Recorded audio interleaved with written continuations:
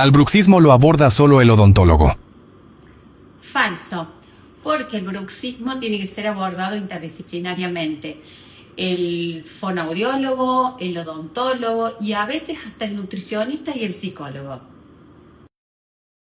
Si uso placa, esto se soluciona. Falso.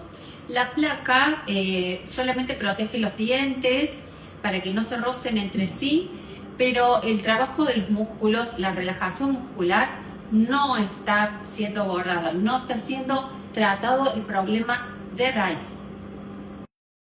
El bruxismo solo aparece cuando dormimos. No, falso.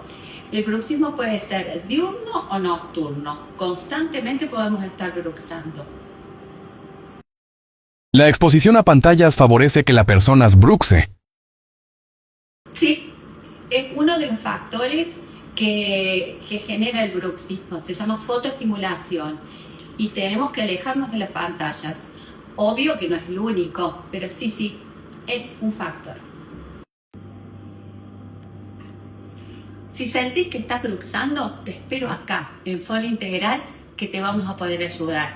Gracias.